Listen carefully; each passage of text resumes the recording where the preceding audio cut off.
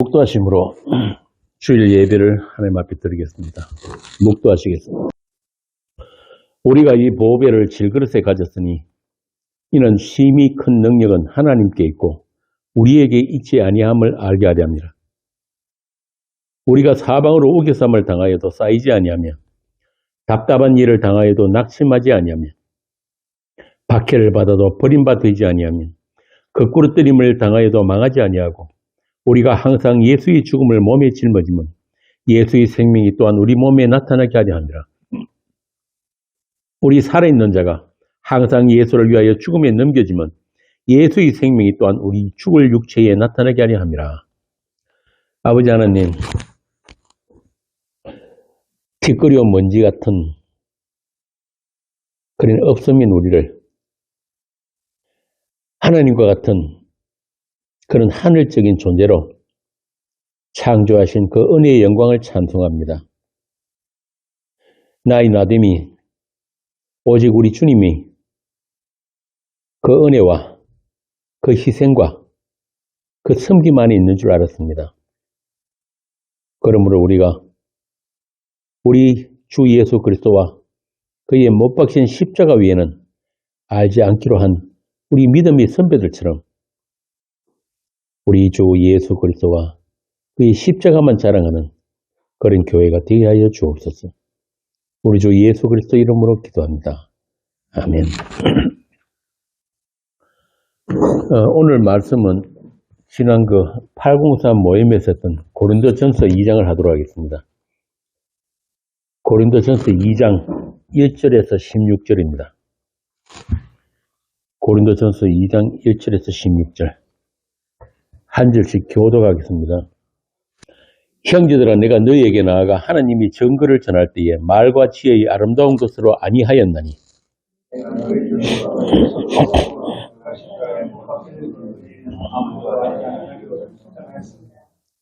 내가 너희 가운데 거할 때에 약하고 두려워하고 심히 떨었노라.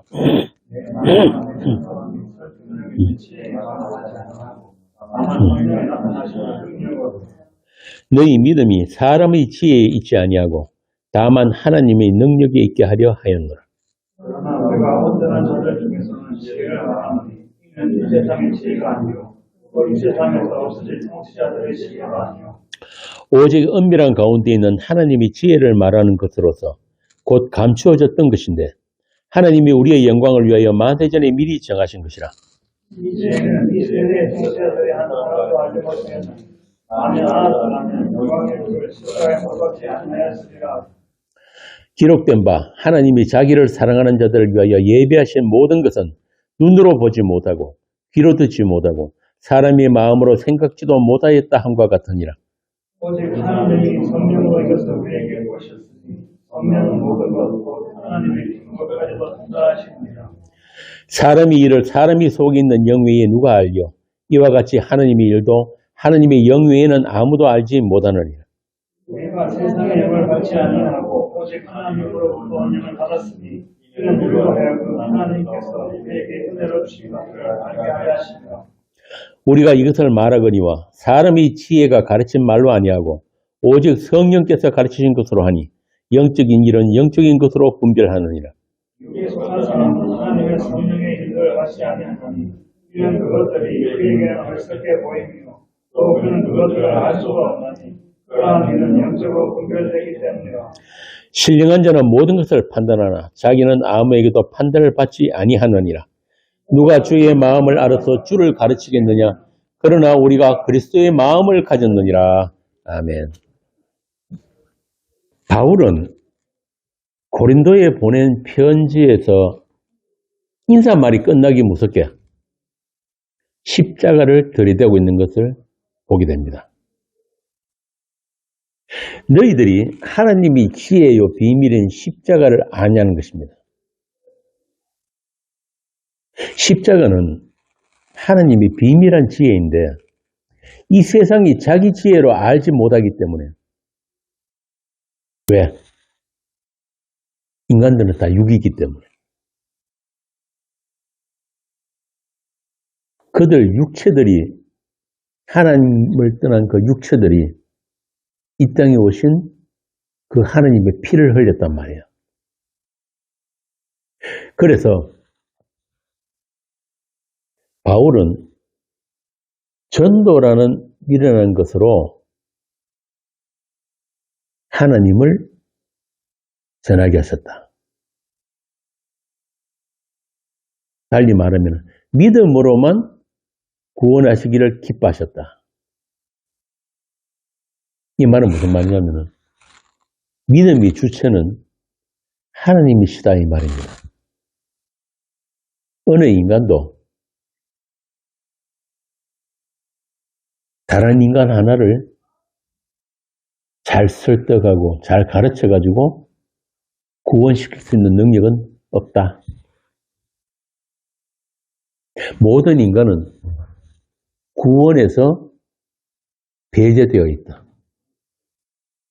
좀 심하게 말하면 이 세상과 모든 인간들은 하나님의 심판 아래 있다.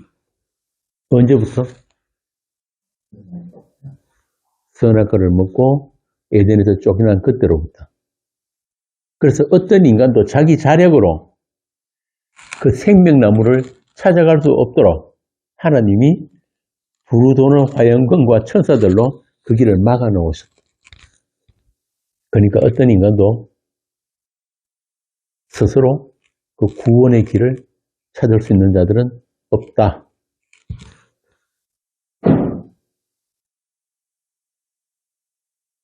그게 다른 말로 하면은 믿음으로만 구원한다는 그 말이에요. 믿음은 행위가 아니다 이 말이거든요. 그리고 그 믿음은 우리에게는 없는 믿음이에요. 이렇게 모든 인간의 하나님에 대한 지식을 부정하면서 이 고린도전서가 시작이 됩니다. 바꾸어 말하면은 이 땅에 오신 하나님의 아들의 그 십자가를 모르면은 하나님을 알 수가 없다는 선언이란 말입니다. 십자가 지신 그리스도가 인간 세상에 나타나신 유일한 하나님이다. 그리고 그 십자가 지신 그리스도가 우리의 지혜고 우리의 의고 우리의 거룩함과 구원함이 되셨다는 것이 고린도전서 1장이에요. 1장 마지막에 나오죠. 1장 30절. 십자가 지신 그리스도 외에는 전부 인간들이 상상하고 조작한 하나님이다 이 말입니다. 참 대단하지 않습니까? 제가 시작할 때 그랬죠. 이 바울은 지금 고린도에 보낸 편지에서 인사말이 끝나기 무섭게 십자가를 들이대고 있단 말이에요. 그 이유가 있어요. 그리고 2장이 이어지면서 그러므로 내가 너희 중에서 예수 그리스도와 그의 십자가에 못 박힌 것 외에는 아무것도 알지 않기로 작정하였다. 2장 2절입니다. 그러니까 복음은 예수 그리스도와 그의 못 박히신 십자가가 복음인데 그 복음의 핵심을 제쳐놓고 다른 것에 정신 팔려 있는 것이 바로 너희 고린도 교회의 문제다 이 말입니다. 이건 비단 고린도 교회의 문제만도 아니죠. 이 세상 끝날까지 세상에 있는 이 세상 교회들의 문제예요. 이런 바울의 생각, 고린도의 편지를 쓴 바울의 뜻과 목적이 무엇인지를 바로 알아야지 우리가 이 고린도전서를 제대로 읽는 거예요. 고린도전서에 나타난 하나님의 뜻, 하나님의 마음을 알 수가 있단 말이죠. 그렇게 하나님의 마음을 아는 자들을 바울은 오늘 본문에 보면은 온전한 자라고 합니다. 온전한 자. 이 말은 하나님을 모르는 자들은 뭐라는 거예요? 사람도 아니다 이 말입니다. 이 바울은 말을 항상 한 자리 깔고 한다 그랬죠. 표면적인 그 밑에 있는 그 진리의 층을 문자층이 아니고 진리의 층을 읽을 수 있어야 된단 말이에요. 그러니까 바울은 지금 이 편지를 누구에게 썼다고요? 그들 온전한 자들에게 썼단 말이에요. 그러니까 온전한 자들 아니면은 이 바울이 쓴 편지를 모르는 게 정상이에요. 몰라야 되는 거예요. 그게 2장 16절이에요. 잠깐 볼까요? 누가 주의 마음을 알아서 주를 가르치겠느냐? 그러나 우리가 그리스도의 마음을 가졌느니라.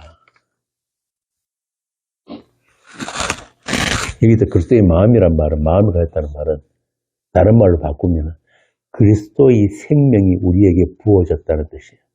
전에 제가 그랬죠. 성경에는 마음과 이 심장이 같은 단어거든요. 카르디아. 그러니까 온전한 자들에게는 뭐가 있다? 그리스도의 심장이 뛰고 있단 말이에요. 지금 산자들은 그 산자, 살아있다 이 말입니다. 그러니까 바울은 그들 산자에게 지금 편지를 쓴 거예요. 죽은 자들은 어차피 못 알아먹을 거니. 그래서 그들은 다 사람의 지혜나 능력이 포기돼 버리고 아무리 똑똑한 자들도 그 똑똑함이 그 능력들이 다 빼앗겨 버렸단 말이에요. 그래서 미련한 거예요. 십자가의 도는 하나님의 능력, 하나님의 믿음 안에서 성령의 나타나심으로 십자가의 도, 즉 복음의 언어를 알아듣게 된 자들이에요. 바울이 말하는 온전함이라는 것은 이렇게 복음의 언어로 소통이 가능한 자들을 온전한 자라고 합니다. 그들이 사람이에요. 사람. 하나님의 형상으로 지음받은 사람들. 바로 여기 계신 여러분들이. 사도행전 2장에 보면은 마가의 다락방에서 성령이 강림하시죠. 그런데 어떤 모양으로 강림한다고 그럽니까? 불의 혀. 굳이 혀란 말이 나온단 말이에요. 이 말은 그 하늘의 언어가 들리게 된 새로운 피조물들이다 이 말이에요. 성령을 받았다는 말은 이제는 하나님의 말씀이 그 하늘의 언어가 들린다. 그들에게만 그리스도의 복음은 진리고 생명입니다. 예수라는 그 지혜, 예수라는 의, 하나님의 의, 예수라는 거룩을 알게 되고 또 담게 되고 입게 된 그의 몸된 교회. 그들이 온전한 자들이에요. 그래서 이 복음 십자가의 도는 이 세상에는 감추어진 것이고 비밀이고 오직 우리의 영광을 위해서 만세전에 미리 정하신 것이라고 하는 거예요. 그 하나님의 은혜의 영광에 참여된 여러분들이기 때문에 바울이 전한 이 십자가의 도가 이제 귀에 들려지고 생명의 말씀으로 나누어지고 또 우리의 찬송이 된 것입니다. 성경에서 말하는 찬송은 우리가 이 찬송가 노래 부르는 그 찬송이 아니라 여러분들 자신이 찬송이에요. 여러분들이 삶 그 자체가 찬송이란 말이에요. 그게 에베소서 1장 11절부터 나옵니다. 봅시다. 우리 성경 빨리 찾는 읽듯이 한번 읽어보세요. 1장 11절부터 14절. 모든 일을 그의 뜻의 결정대로 일하시는 이의 계획을 따라 우리가 예정을 입어 그 안에서 기업이 되었으니 이는 우리가 그리스도 안에서 전부터 바라던 그의 영광의 찬송이 되게 하려 하십니다. 그 안에서 너희도 진리의 말씀 곧 너희의 구원의 복음을 듣고 그 안에서 또한 믿어 약속의 성령으로 인치심을 받았으니 이는 우리 기업의 보증이 되사 그 얻으신 것을 동행하시고 그의 영광을 찬송하게 하려 하십니다. 분명하죠? 자, 그러므로 이렇게 하나님께서 감추어주신 비밀을 사람의 지혜나 능력이나 열심으로 깨달아서 내 것으로 소유하겠다는 어떤 탐심도 배척하겠다는 것이 고린도에 보낸 편지에 나타난 바울의 선언이란 말입니다. 이렇게 바울은 처음부터 딱 선을 그어놓고 시작하는 거예요. 성령으로 하지 않으면 어느 누구도 예수를 알 수가 없고 예수를 주시라고 할 수도 없다. 나는 그런 자들을, 예수 모르는 자들을 애써 설득하거나 가르치려고 하지 않겠다. 오히려 나의 말과 지식이 그런 탐심을 불러일으킬까 해서 너희들과 있을 때 몹시 두렵고 떨렸다. 그러니까 내가 전하는 복음은 고린도서 1장 2절에 나오는 것처럼 하나님의 교회, 거룩한 성도들에게 전하는 복음이고 어디에서든지 어느 세대에서든지 주 예수 그리스도의 이름을 아는 자들과 부르는 자들에게만 나누어지는 복음이다 이 말입니다. 그러니까 영광의 주를 십자가에 못 박은 자들처럼 보지 못하고 듣지 못하고 사람의 생각과 욕심에 갇힌 자들은 접근 자체가 금지된 복음의 세계다 이 말입니다. 접근 금지. 저 군부대 같은 데 보면 붙여놨죠. 함부로 접근하면 발포한다. 접근 금지란 말이에요. 아무나 열심히 노력만 하면은, 열심히 공부하면은 깨달아지고 알 수 있는 그런 세계가 아니란 거예요. 복음의 세계는. 그럼 누가 아는 거야? 누구만 알 수 있다? 창세전에 택함을 받은 자들. 이게 절망 중인 거예요. 만물의 영정이라고 하는 인간들에게 있어서 가장 절망적인 게 바로 이런 부분이에요. 그래서 이 교회가 이런 하나님의 선택, 그리고 하나님의 이 핏부림에 대해서는 잘 이야기를 안 하는 거예요. 이거 이야기해버리면 모든 인간들에게 어떤 가능성도 없다는 사실을 드러나버리니까.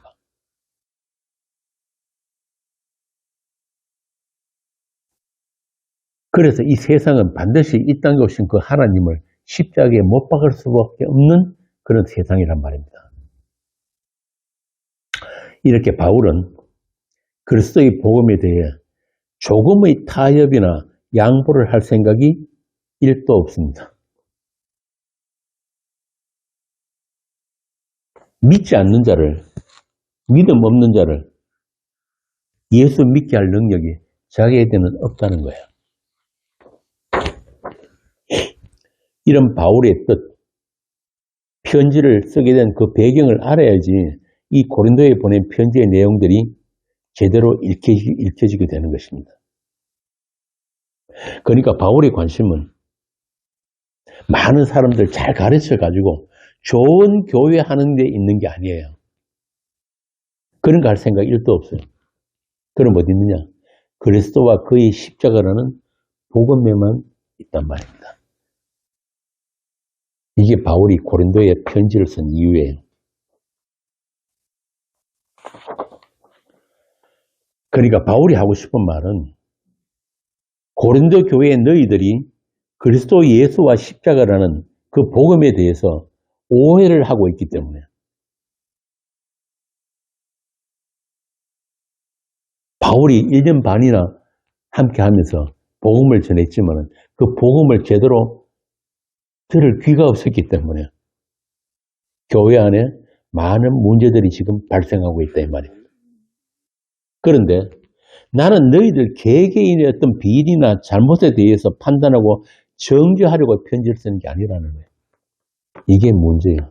오늘날 대부분의 세상 교회들이 이 고린도 전서 전후서를 설교를 하면서 목표가 어디냐면은 우리 교회는 이런 거 하지 말자.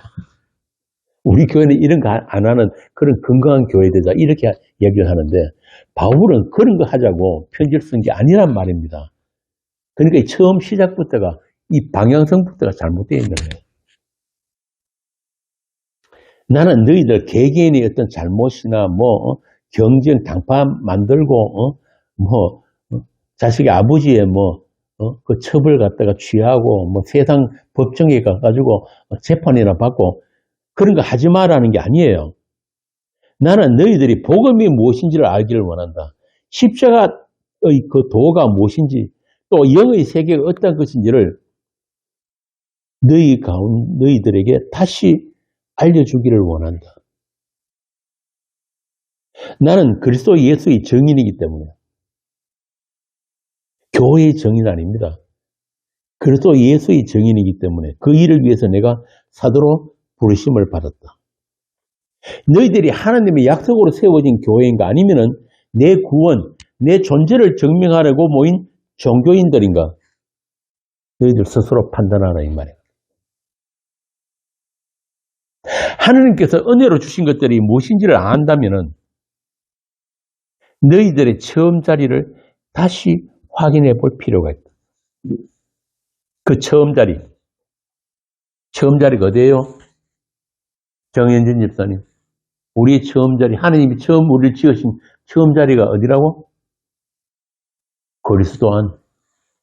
그게 하나님의 형성으로 지었다는 말이 바로 그리스도 안에서 아담을 지었다는 그 말이거든요.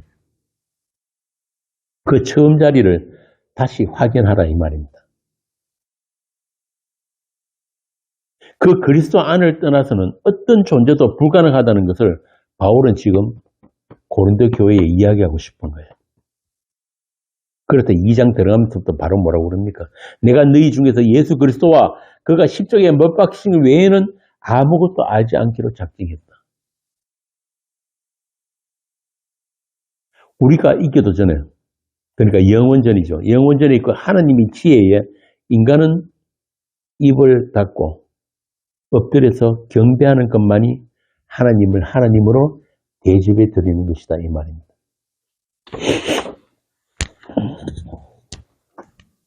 자, 그럼 이제부터 이 2장의 내용들을 한 절씩 살펴보겠는데요. 먼저 본문에 들어가기 전에 지난 9월 대전 모임에서부터 지금 이 고린도전서 1, 2장을 계속 반복해서 하고 있는데 이 오늘 강론까지 같은 내용을 이렇게 반복적으로 말씀드리는 것은 그만큼 여러분들이 이해를 도와드려야 되고 좀 더 깊고 더 넓은 복음의 세계로 여러분들을 안내해드리고 싶은 저희 열심입니다. 그러니까 같은 소리 자꾸 반복한다 하지 마시라고. 이게 뭐가 중요하냐면은 그만큼 출발점과 방향성이 그만큼 중요하기 때문에 그래요. 이 출발점이 잘못되고 방향성이 잘못되어 버리면은 멀리 가면 갈수록 돌아오는 길도 멀기 때문에.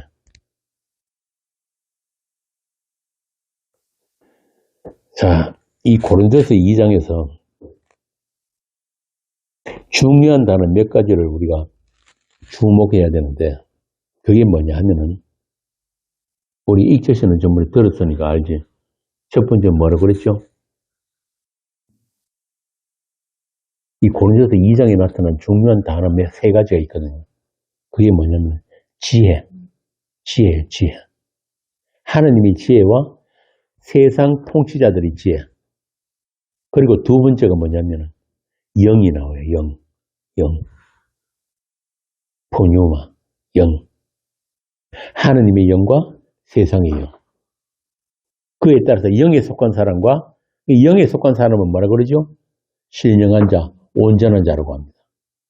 그리고 육에 속한 사람이 나누어진단 말이에요. 지금 이 바울은 의도적으로 이렇게 나누고 있어요, 지금. 그리고 마지막으로 나오는 말이 뭐냐면 그리스도의 마음, 아까 말씀드린 그리스도의 심장, 생명이란 말이다. 생명, 새 생명, 카르디아. 자, 그럼 먼저 이 지혜에 대해서 한번 살펴보자고요. 여러분은 본문에 나오는 이 엄밀한 가운데 있는 하나님의 지혜가 뭐라고 생각하세요? 이 엄밀한 가운데 있는 하나님의 지혜. 그 지혜가 무엇이길래 세상 통치자들이 한 사람도 알지 못했다. 여기서 세상 통치자란 말은 세상 임금, 왕, 지배자, 용사, 영웅이 되고 싶어하는 모든 인간을 가리키는 말이에요.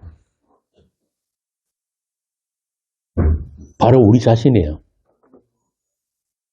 자, 그럼 왜 우리 인간들에게는 감추어진 지혜일까요?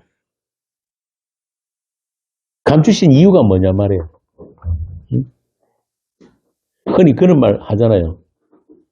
이렇게 뭐 복잡고 어렵게 하지 말고 하나님이 뿅 나타나가지고 우리한테 내 사랑하는 딸아 그러고 이렇게 한 톡톡톡 해주고 그러면은 예수 잘 믿을 텐데, 많이 이렇게 어렵게 뭐 성경 공부하고 이렇게 뭐 설교도 갈 필요, 최욱 씨 그렇죠? 그것도 가잖아. 근데 그게 안 된단 말이에요. 어떤 영적 체험을 하더라도 예수를 못 믿어요. 그게 고린도 교회예요. 고린도 교회에 얼마나 성령 은사가 많이 나타났습니까? 신비한 체험도 하고 어떤 능력도 나타나고 다 했단 말이에요.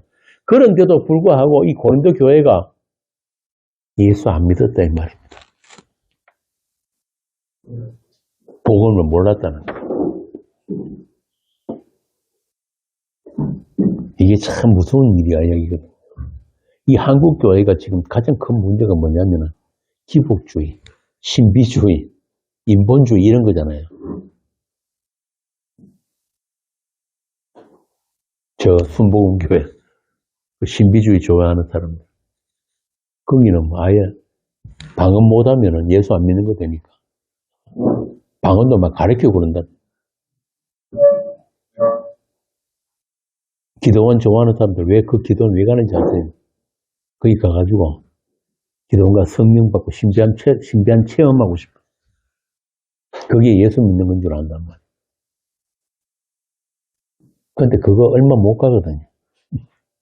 조금 지나면은 다 사라져버리는 것들이에요. 이게 뭐냐면은 우리에게는 그 하나님을, 예수를 믿는 그런 믿음이란 능력이 우리한테 없어요. 예수를 붙들 수 있는 힘이 없단 말이에요. 우리는 아무리 믿음 좋은 사람도 늘 자기밖에는 몰라요. 예수님을 붙들 그런 힘이 없어요. 그럼 뭐냐? 구원은 그분이 우리를 붙들어 주시는 거예요.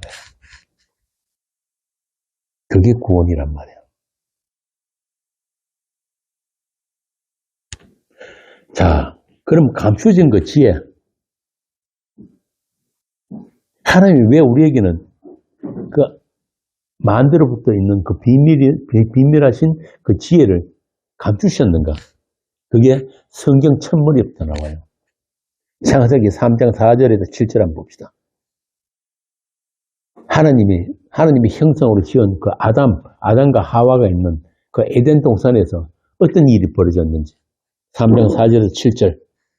뱀이 여자에게 이르되 너희가 결코 죽지 아니하리라. 너희가 그것을 먹는 날에는 너희 눈이 밝아져 하나님과 같이 되어 선악을 알 줄 하나님이 아시니라. 여자가 그 나무를 본즉 먹음직도 하고 보암직도 하고 지혜롭게 할 만큼 탐스럽기도 한 나무인지라. 여자가 그 열매를 따먹고 자기와 함께 있는 남편에게도 주매 그도 먹은지라. 이에 그들의 눈이 밝아져 자기들이 벗은 줄을 알고 무화과 나무 잎을 엮어 치마로 삼았더라. 어떻습니까?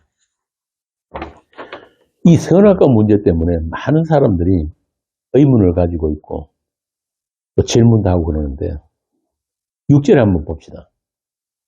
6절에 보면 여자가 그 실과를 따먹고 누가 먼저 따먹었다고요? 여자가 따먹었다. 요거 먼저 기억을 해두시고, 왜냐하면 나중에 이제 목회에 서신에 가면은 디모데전서에 가면은 이 바울이 그 이야기를 하거든요. 아담이 먼저 먹은 게 아니고 여자가 먹었다. 이게 상당히 중요하다니까. 여자가 먼저 범죄했다. 여자 하와가 먼저 따먹었습니다. 그런데 6절에 보니까 자기와 함께한 남편에게도 주었다. 그러면은 하와가 뱀에게 유혹을 당할 때 아담이 곁에 있었다는 말이 없었다는 말이에요. 있었단 말이에요. 하와가 뱀에게 속아서 선악과를 따먹을 때 아담이 그 자리에 있었는데, 자 그러면은 이현주 집사님, 왜 아담은 하와가 선악과를 따먹을 때 안 말렸을까요? 아니 하나님 그거 먹으면 죽는다고 그랬는데 사랑하는 자기 아내가 그것도 자기 몸에서 나온 하와가 그걸 따먹는데 말려야 되는 거 아닌가?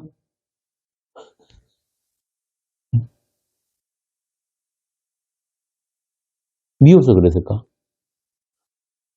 아니 에덴 동산에는 여자 하나밖에 없어요. 바람 피우는 것도 아니라니까. 응? 말리지도 않고 하와가 주는 선악과까지도 먹어버렸단 말이에요, 아담이. 그런데 이게 복음의 핵심이에요. 이게 복음이란 말이에요. 자, 이 문제 때문에 많은 사람들이, 교회 다니는 많은 사람들이 배워놓고 말은 못하고 속에 넣어놓고 꽁꽁 앓는 사람들이 많은데, 여러분들은 왜 그랬다고 생각하십니까?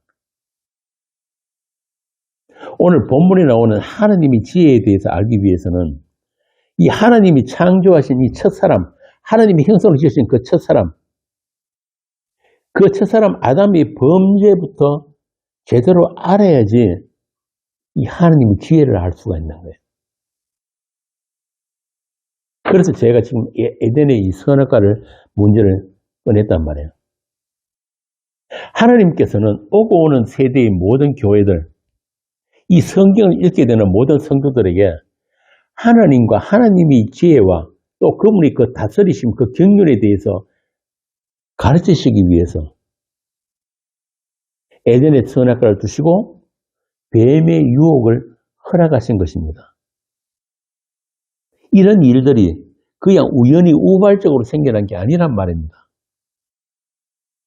앞에 말씀드린 대로 여자에 의해서 남자가 선악과를 먹고 남자와 여자가 똑같이 하나님의 심판 아래 있게 되는 그 상태에서부터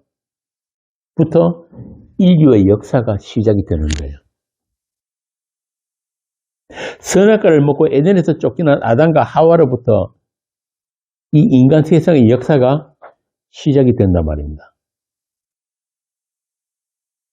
여기서 우리가 먼저 알아야 되는 것은 이 세상 역사는 이러한 하나님의 뜻, 어떤 하나님의 목적으로부터 시작이 된다. 이걸 좀 어려운 말로 묵시로부터 시작된다. 완료된 그 묵시의 세계로부터 시작된 것이다.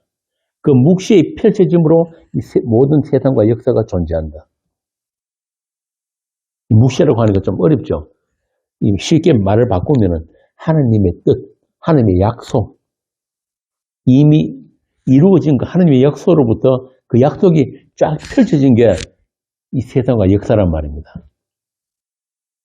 영원전에 이미 있었던 그 하나님의 약속, 그 약속으로 시작된 것이 이 세상 만물의 첫 창조이고 이 세상 만물은 다 그 약속을, 그 하나님의 뜻을, 하나님의 하나님 되심을 보여주기 위해서 지원받은 것들이기 때문에 그 약속을 담고 있는 것들, 이 세상 만물이 스스로 존재하거나 이 피조물들이 자기 목적을 가지고 역사가 진행되는 것이 아니다 이 말입니다. 오직 하나님의 뜻대로 하나님의 그 약속이 성취되기 위한 이 세상이고 역사이기 때문에 만물, 그러니까 모든 피조물들은 자기 목적을 가질 수가 없는 거예요. 그래서 로마서 1장에 보면은 창세로부터 그의 보이지 않는 것들, 곧 그의 영원하신 능력과 신성이 그가 만드신 만물에 분명히 보여 알려졌나니 그러므로 그들이 핑계치 못할지니라. 이렇게 세상 만물과 역사는 하나님의 뜻대로 하나님의 전능하심으로 하나님의 자기 목적대로만 존재하고 운행되어진다. 자, 그러면 하나님께서는 어떤 목적, 어떤 뜻, 어떤 비밀한 하나님의 그 지혜를 보여주시기 위해서 이 만물을 창조하셨고 또 사람을 지으시고 또 그들로 하여금 금지하신 선악 열매를 따먹도록 허용하신 것인가? 이 가장 근본적이고 본질적인 문제부터 우리가 살펴보자는 겁니다. 디모데전서 한번 봅시다. 아까 제가 말씀드린 그 목회서 신에 나오는 아담과 하와의 이야기, 선악과 이야기. 디모데전서 2장 14절 읽어봅시다. 사람이 속은 것이 아니고 여자가 속아 죄에 빠졌습니다. 분명히 나오죠. 그런데 그 다음 15절에 보면은 그러나 여자들이 만일 정숙함으로써 믿음과 사랑과 거룩함이 거하면 그의 해산함으로 구원을 얻으리라. 아직도 이 2000년 교회사에 이게 아주 난해한 말씀으로 지금 해석이 어려운 거예요. 자, 그러면은 가톨릭의 순교자들은 아무도 구원 못 받습니다. 해선 안 했잖아요. 이게 무슨 말이냐 말이에요. 아담이 속은 것이 아니고 여자가 속아 죄에 빠졌습니다. 그래서 그 여자가 준 선악과를 먹고 아담도 죽은 거예요.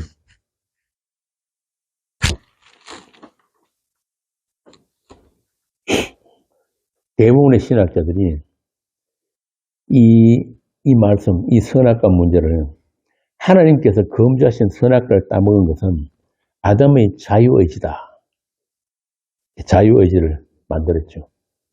그래서 그에 대한 책임도 인간이 져야 되기 때문에 죽음이 왔고 그 죄의 문제를 해결하기 위해서 아들을 세상에 내려보내서 십자가로 죄를 용서하는 그런 근거를 하나님이 만드셨다. 이게 소위 정통신학입니다.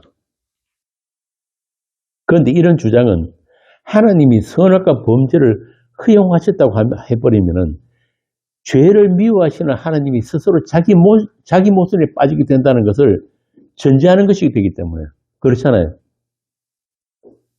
죄를 미워하시고 죄와 함께 할 수 없는 그 하나님께서 어떻게 이 선악과 범죄를 허용하셨는가? 이게 저 뒤에 로마서에 가면 바울이 그에 대한 설명을 로마서 5장 12절부터 쭉 해놨단 말이에요.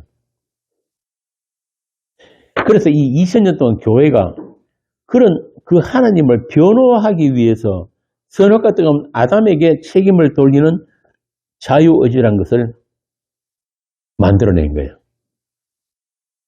근데 자유의지란 말은 성경에는 없는 말이거든요. 자, 그런데 제가 좀 전에 묵시란 창조 이전에 하나님의 세계를 말하는 것이라고 그랬죠. 하나님의 뜻과 목적과 약속이 모든 것이 다 이루어진 그 세계가 있단 말이에요. 묵시의 세계. 그 하나님의 세계는 시간도 공간도 없는 영혼의 세계입니다. 그리고 그곳은 죄도 사망도 없고 계시록 보면은 나오죠. 눈물도 없고 애통함도 없고 오직 하나님의 영광과 사랑으로 충만한 곳인데 우리가 하나 오해하고 있는 게 뭐냐면 하나님은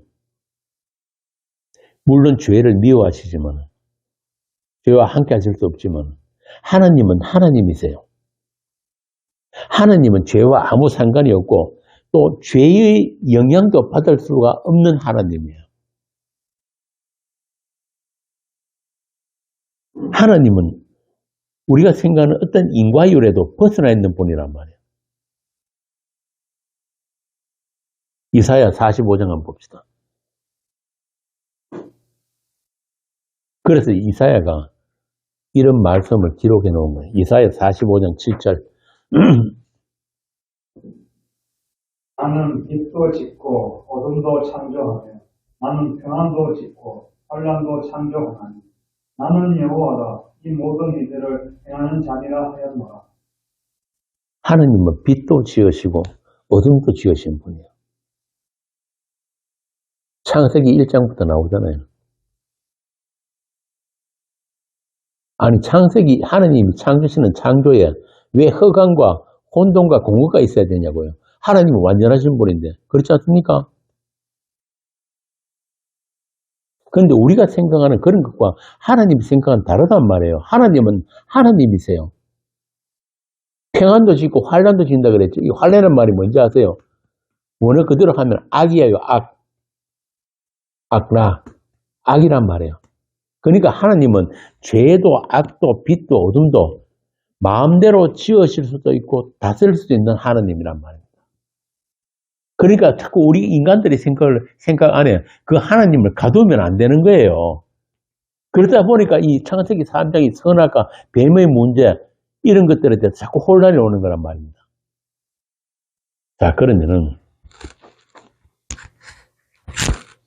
이 아담은, 첫사람 아담은 오실 그리스도를 미리 앞당겨 예표해서 보여주는 아담이에요.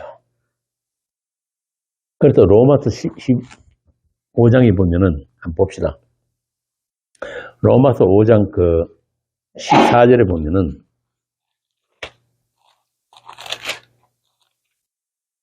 바울이 이 문제를 어떻게 해석을 하냐면은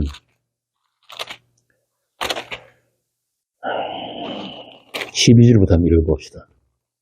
그러므로 한 사람으로 말미암아 죄가 세상에 들어오고, 이 한 사람은 누굽니까? 아담이죠. 여기서 죄가 세상에 들어왔다는 것은 이걸 그대로 직역을 하면 뭐냐면은 한 사람 아담을 통로로 해서 하나님이 죄를 세상에 집어넣었다 이 뜻입니다. 참 놀라운 해석이죠. 그런데 이 바울은, 이 로마서 쓴 바울은 어떤 사람입니까? 하나님의 영을 받은 하나님의 사람이에요. 성령 받은 사도 바울이 지금 새로운 해석을 보여주고 있는 거란 말이에요. 그리고 죄로 말미암아 사망이 들어왔느니 이와 같이 모든 사람이 죄를 지었으므로 사망이 모든 사람에게 이르렀느니라. 하나님은 저 사람 아담을 통해서 이 모든 인간, 오고 오는 모든 세대의 모든 사람들을 죄와 사망 아래 가두셨단 말입니다. 죄가 율법이 있기 전에도 세상에 있었으나 율법이 없었을 때는 죄를 죄로 여기지 아니하였는데, 이 말은 뭐냐면은 하나님이 율법을 주신 목적이 뭐냐면은 너희들 율법 잘 지켜서 구원받으라고 주신 게 아니라는 뜻이에요. 이 율법을 통해서 죄가 무엇인지를 너희들이 알고, 그리고 너희들 존재가, 너희들이 있음이 어디에서만 가능한지를 그걸 알아라는 거예요. 나중에 가르디아서 가면은 바울이 뭐라 그럽니까? 율법을 주신 목적은 이 율법이 초등교사가 되어서 어디로 인도한다?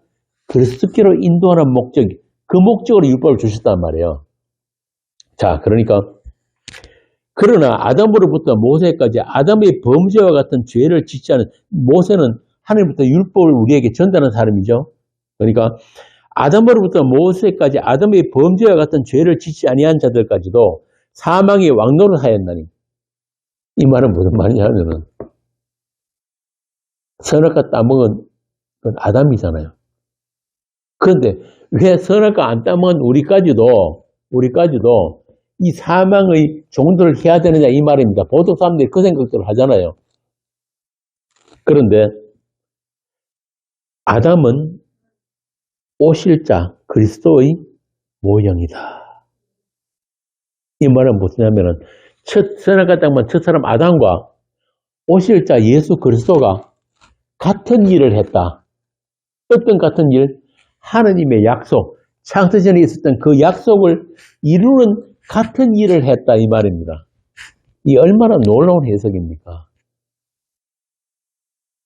옛날 성경을 보면은 아담은 오실 자의 표상이다 그랬어요. 표상. 같은 말이에요. 이 바울이 디모데전서에 한 그 이야기가 바로 이 이야기예요. 로마서 5장에 나온 이 이야기라는 말입니다. 그러니까 아담은 반드시 여자가 건네주는 그 선악과를 따먹고 죽어야 하는 아담이에요.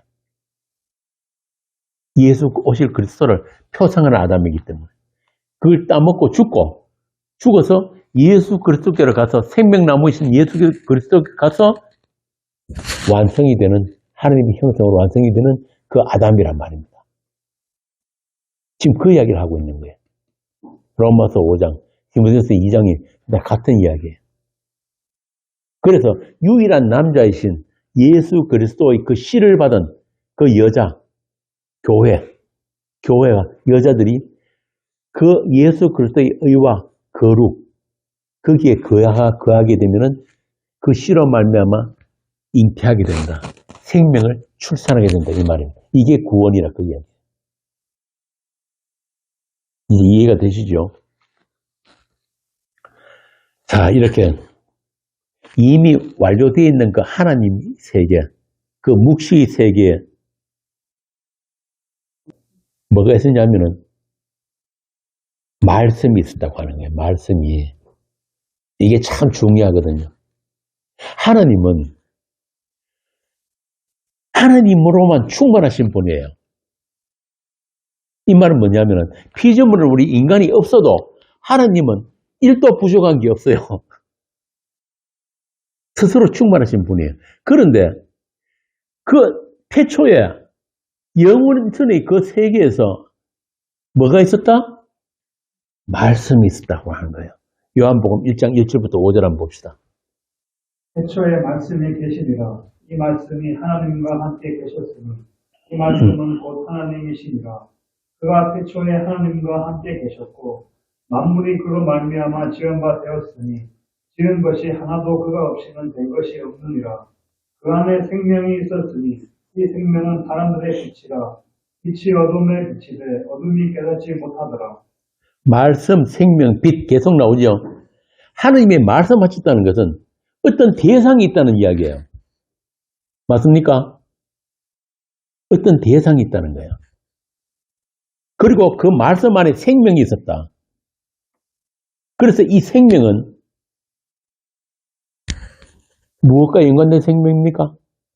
그 대상이 되는 바로 우리들, 교회. 그 교회를 향한 말씀이고 그 교회에게 부어주시기 위한 생명이다 이 말입니다. 그래서 태초부터 계신 그 말씀, 누구? 예수 그리스도. 그 말씀은 그 어떤 대상, 자기 몸된 교회를 겨냥한 그 말씀인데 그것을 에베소서 1장에서는 창세전의 약속, 그리고 하나님 아들이 피, 구속 이런 것으로 설명을 하고 있는 거예요. 자, 그러면은 창세전의 그 말씀, 그 약속은 아까 누구라고 그랬죠? 예수 그리스도? 예수 그리스도. 그 예수 그리스도 안에서 누가 창조된 거예요? 아들들이 창조됐단 말입니다. 그러니까 하나님이 태초부터 썼던 그 말씀, 그리고 그 생명, 그 빛, 이 모든 것들은 누구를 향한 거예요? 바로 여러분을 향한 거예요. 여러분.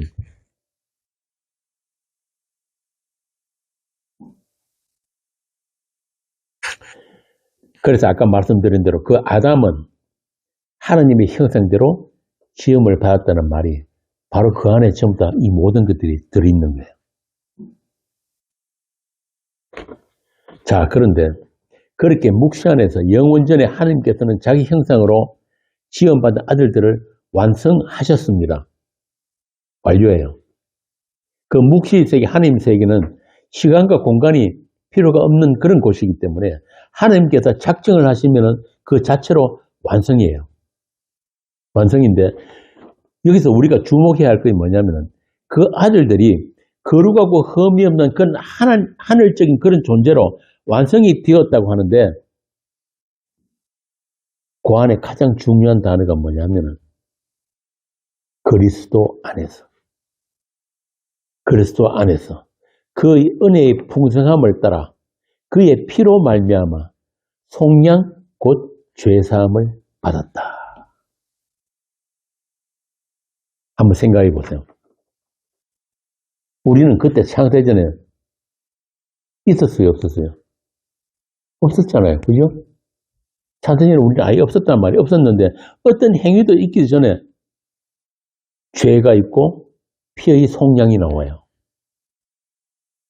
이게 무슨 말이냐면은 다시 말씀드리자면 하나님은 하나님이십니다. 거룩하고 의롭고 사랑으로 충만하신 하나님이십니다. 그래서 하나님과 같은 그런 하늘적인 존재를 창조하시기 위해서는 하나님만이 하실 수 있는 하나님의 모든 속성과 전능하심이 나타나서 그 대상에게 담겨질 수 있는 그런 창조의 역사가 있어야 하는 거예요. 이걸 하나님의 지혜라고 합니다. 그런데 그 지혜가 어떻게 나타났다고요? 어디서 어떻게? 그리스도 안에서. 그리스도 안에서. 그의 피로. 이렇게 하나님의 의와 거룩과 전능과 영광을 담아낼 수 있는 그런 하늘적인 존재들, 그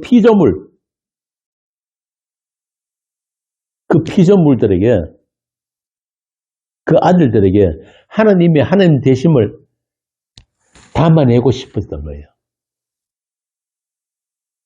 근데 그 담아내는 그 하나님의 지혜와 전능하심을 한 단어로 그리스도 안이라고 하는 그리스도 안. 이걸 다른 말로 하면은 예수 그리스도의 주되심. 그 예수 그리스도 안에서 하늘에 있는 것이나 땅에 있는 것이나 모든 것들이 다시 통일되게 하신 이게 하나님 나라의 완성이란 말입니다. 그 창조의 역사에 그 하나님의 전능하신 창조의 역사에 동원된 것이 뭐냐? 죄고 사망입니다. 왜? 하나님의 그 하나님 대신 그 하나님의 사랑과 그 충만한 은혜와 그 영광을 우리 피조물들에게 담으시기 위해서 우리 피조물과의 그 관계를 만드시기 위해서 우리로 하여금 그 예수 그리스도의 그 사랑과 은혜와 그 앞에 우리로 하여금 무릎 꿇게 하시기 위해서. 천사들은 그런 거 없어요. 몰라요. 그래서 천사들도 알기를 원한다는 게 바로 그런 거란 말이에요. 아니, 저 인간이 도대체 무엇이길래 얼마나 귀한 존재이길래 하나님의 아들의 죽음 안에서 저들을 새롭게 저렇게 탄생시켰는가. 그러니까 단순히 하나님을 알고 하나님을 섬기고 뭐 어떤 그런 종교적인 존재를 만드는 게 아니라 하나님과 사랑의 관계. 하나님이 죽음 안에서 잉태되는 그 놀라운 그 사랑의 관계, 그 은혜의 영광, 이 모든 것들을 우리 안에 원래 없으면 면지고 티끌 우리 안에 담아내시기 위해서 하나님 편에서 준비하시고 실행하신 게 뭐냐면 아들이 죽음이란 말이에요. 예수 그리스도 아들이 죽음, 십자가. 그래서 바울이 지금 이 고린도서를 시작하면서 이 지혜는 세상 아무도 몰랐던 거다. 마음대로부터 감추어진 하나님의 비밀이다. 예수 그리스도. 자, 그렇게 첫사람 아담은 그리스도 안에서 지원받은 아담이에요. 그리스도의 은혜로, 그리스도의 피로, 그리스도는 의와 거룩 안에서 존재하게 되는 아담이다. 이 말을 바꾸면 로마서 11장에 보면은 주에게서 나오고 주로 말미암고 주에게로 돌아갑니다. 그에게 영광이 세세 있을지어다. 아멘.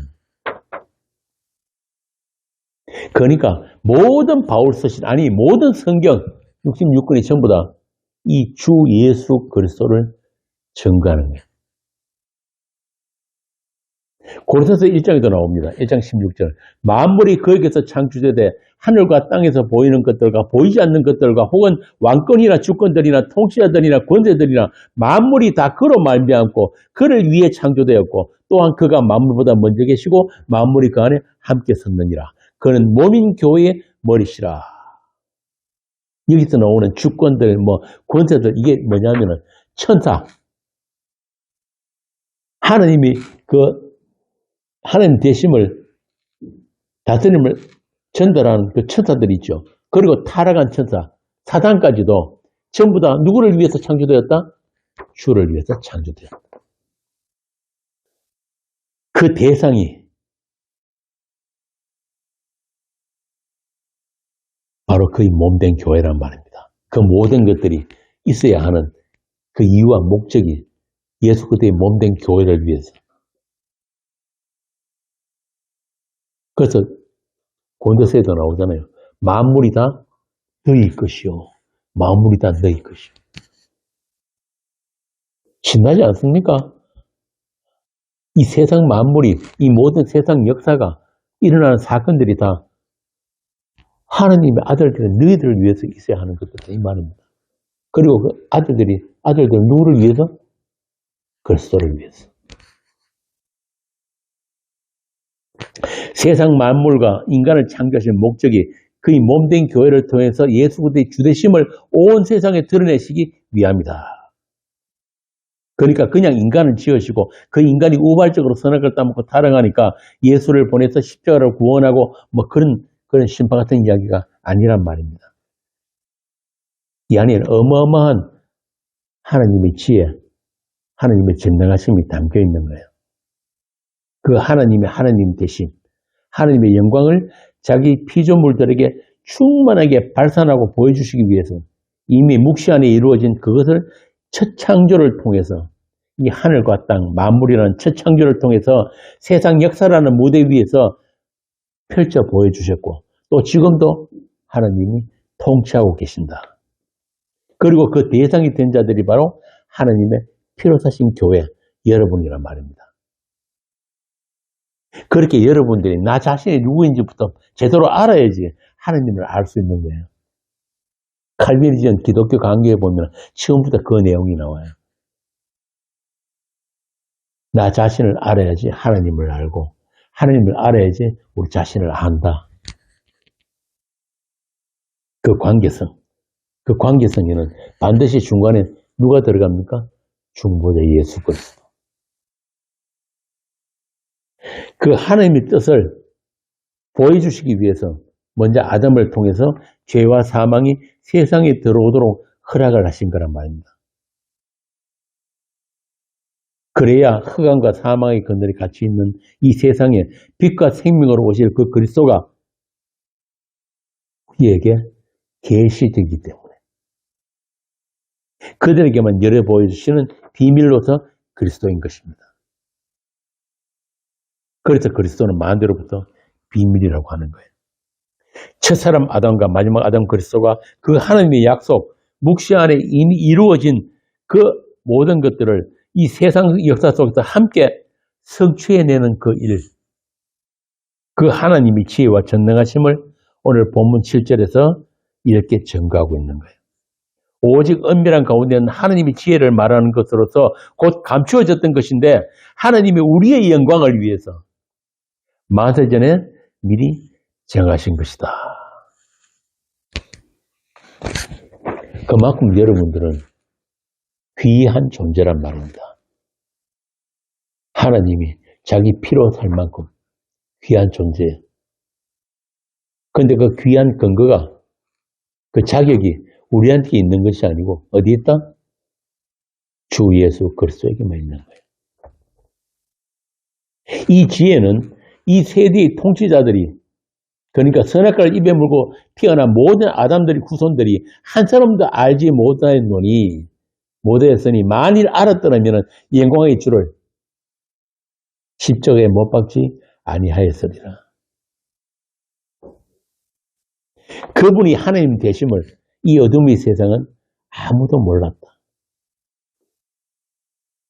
그 묵시의 세계 안에서 이미 언약의 피를 흘리신 그 하나님의 아들이 주되심을 온전히 드러내기 위해서 이 어둠의 세상은 반드시 그분을 몰라야 했고 그 세상에 의해서 예수는 십자가에서 언약의 피를 흘리셔야만 하는 것입니다. 창세전에 죽임당한 그 어린 양이 하나님의 지혜요 전능이며 또 세상 속에 나타내신 하나님의 영광인 것을 우리에게만 드러내시기 위해서 계시록에 나오는 그 일찍이 죽임당한 어린 양이 바로 세상에는 감추어진 은밀한 하나님의 지혜이고 또 우리의 영광을 위해서 만세전에 예비하신 정하신 하나님의 약속이란 것을 이렇게 분명하게 성경을 통해서 우리에게 들려주고 계신 거예요. 2000년 전에 초대교회에 부름받아 나왔던 그 사도 바울이 2000년 후에 이 오고 오는 세대의 교회들을 향해서 지금 이렇게 다시 또 반복해서 친절하게 설명을 하고 있는 거예요. 그 설명을 위해서 이 고린도 교회가 있어야 했단 말입니다. 개판친 고린도 교회가.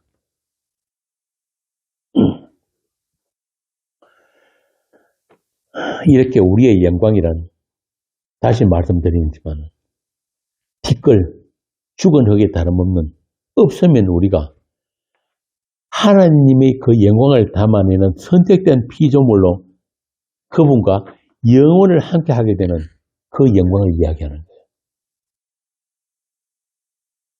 그 하나님적인 생명을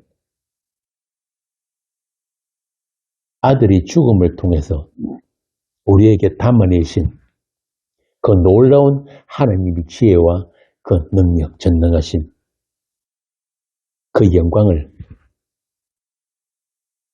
영원토록 찬송하라고 우리가 지음을 받은 거예요.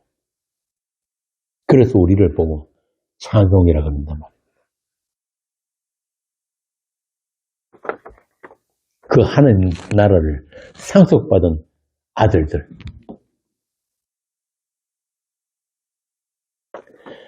그렇게 영원전에 있었던 그 약속, 그 태초의 말씀대로 영광의 주께서 세상의 빛과 생명으로 오시기 위해서 아담은 하와가 준 선악과를 먹어야 했고, 또 벌거벗음이 무엇인지를 알기 위해서, 하나님을 떠난 그 비참함이 뭔지를 알기 위해서 하나님이 입혀주신 가죽 치마를 입고 세상으로 나가야 했던 아담입니다. 그리고 그 세상은 첫사람 아담의 범죄로 인해서 저주받은 세상입니다. 그 세상 속에는 하나님으로부터 난 자들, 약속으로 난 자들이, 그 빛의 아들들이 이미 그 오고 오는 세상에 예정되어 있기 때문에 어둠의 세상으로 있어야 하는 그 세상인 거예요. 그 빛의 아들들을 위해서. 아담의 혈통에서 예수 그리스도의 혈통으로 옮겨지게 되는 그 구속의 역사가 그 세상이라는 무대 위에 펼쳐지기 위해서, 다시 말하면 뱀의 후손과 여자의 후손의 피 튀기는 전쟁의 무대로서 이 세상 역사가 있어야 하고, 그 세상 속에서 하나님의 말씀은 그 아담으로부터 오늘날 저와 여러분에게까지 피의 언약으로 작동하고 있는 것입니다.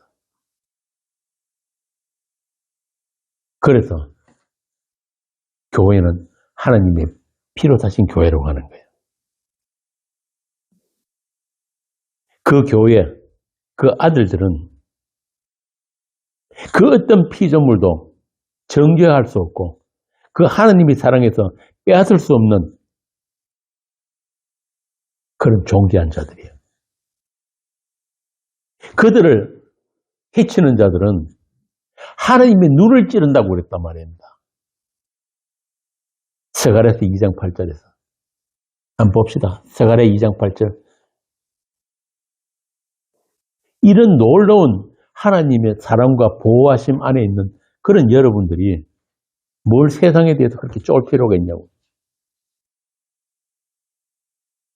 스가랴서는 좀 찾기 힘들지? 이제야.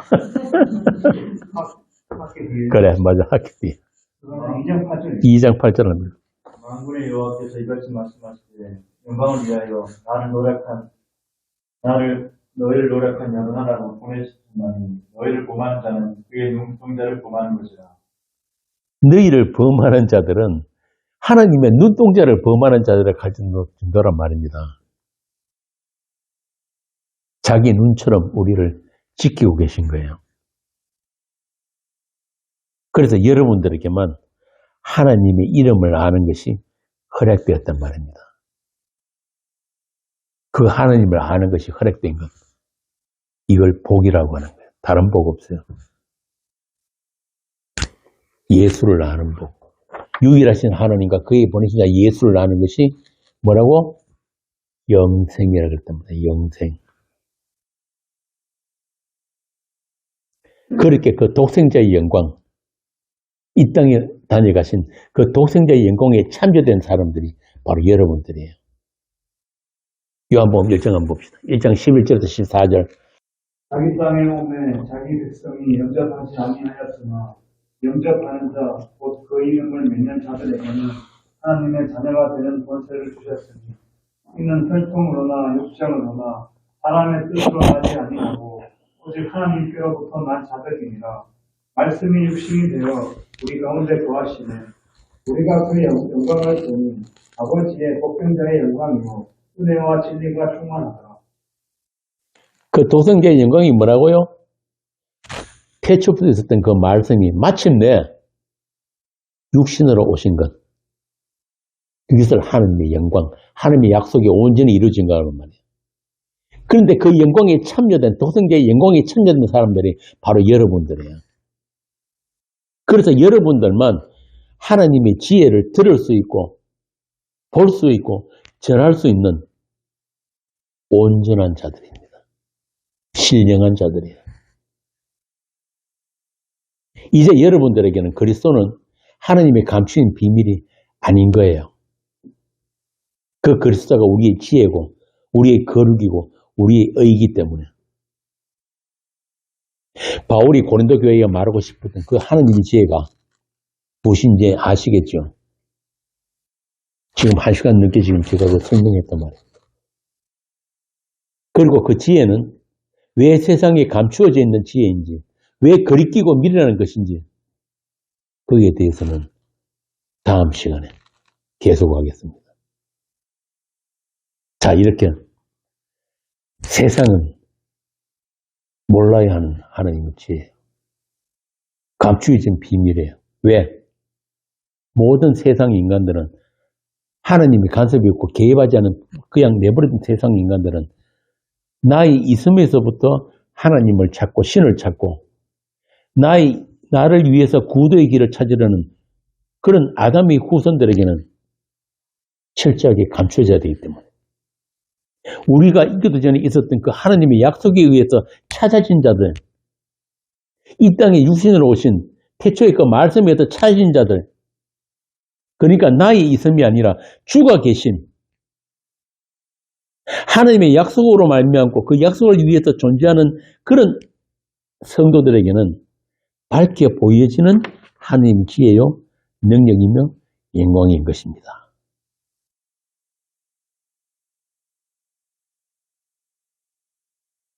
하나님의 영의 문제에 대해서는 다음 시간에 하기로 하고 기도하겠습니다.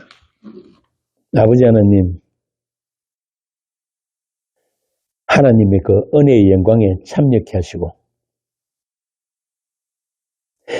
이 땅에 육신으로 오신 그 영광의 주를 보고 들을 수 있게 우리의 눈과 귀를 열어주심을 감사합니다. 보잘것없고 아무 자격 없는 이 질그릇에 하늘의 보화를 담아주셨사오니 그 보배만 오롯이 드러나는 그 보배의 광채만, 그 하나님의 지혜만 밝게 비치는 그런 성도들이 다 되게 하여 주옵소서. 우리 주 예수 그리스도 이름으로 기도합니다. 아멘.